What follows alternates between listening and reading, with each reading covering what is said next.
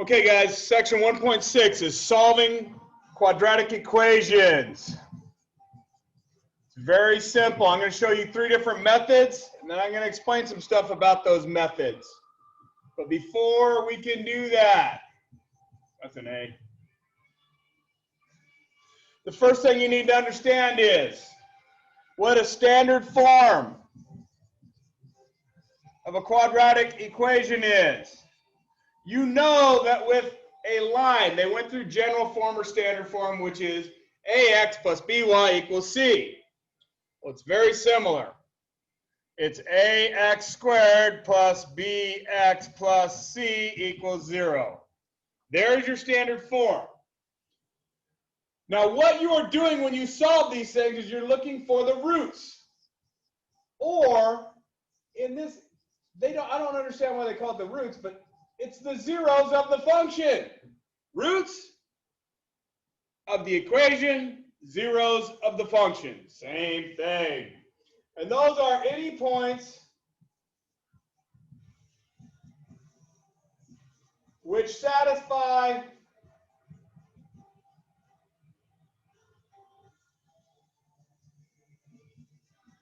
this equation. Okay?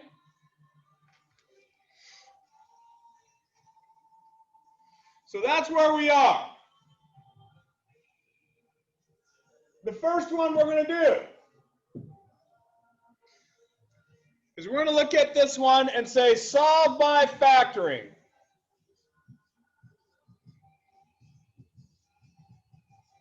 Now, if they give you specific directions, you got to use that method. And it says 4x squared minus 8x minus 32 equals 0. Well, the first thing I'm going to do is look at this thing and go, okay, everything is divisible by 4. So divide everything by 4. And now I have x squared minus 2x minus 8 equals 0. That's going to be a lot easier to factor.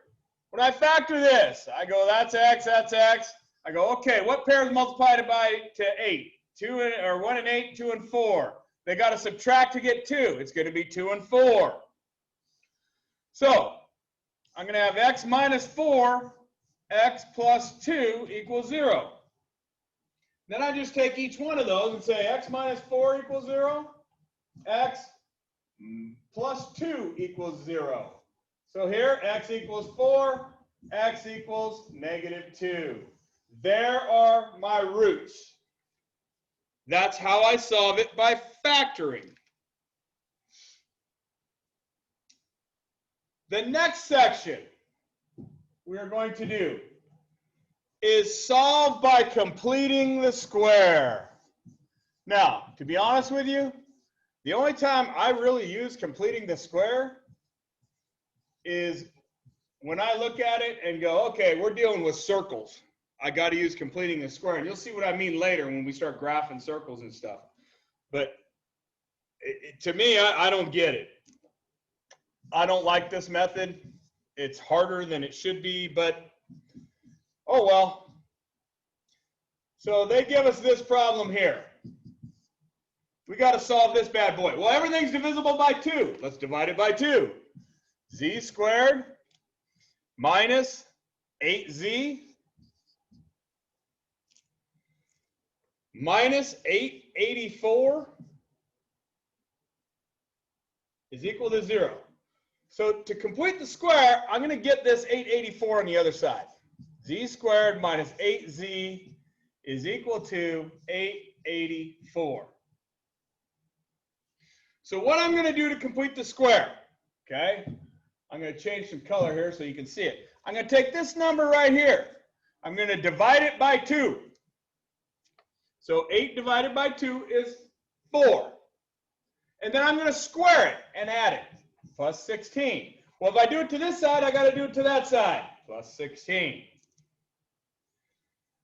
Well, now if I look at this thing, this is just z minus 4 quantity squared is equal to 900. Then I take the square root of both sides. Z minus 4 is equal to positive or negative 30. Well, I'm going to come over here now. Change colors on you again. Let's go with that one. It's kind of cool. So we'll say, okay, z minus 4 is equal to 30, or z minus 4 is equal to negative 30. Add 4, z is equal to 20 or 34. Add 4, z is equal to negative 26. Those are my two roots. And that is completing the square.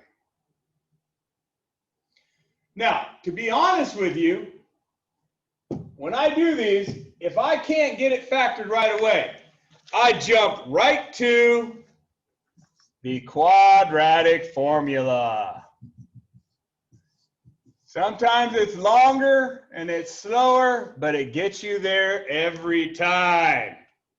The quadratic formula says that x is equal to negative b plus or minus the square root of b squared minus 4ac, that's a minus, all over 2a. Well, when they give us a problem, okay, I'm going to change back on colors on you. The first problem is going to say 5a squared plus 2 is equal to 5a. Well, I got to get this thing to standard form.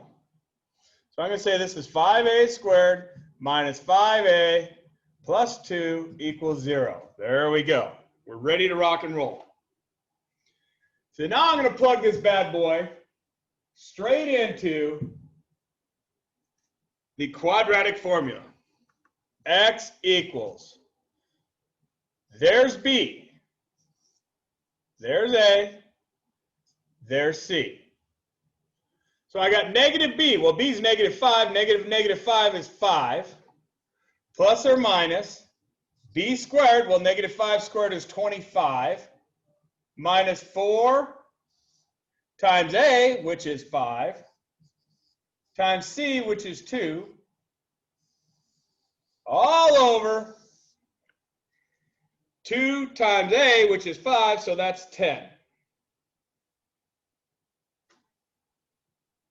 So if I go over here, that says that, I'm going to change colors again so you can tell the difference that I moved steps.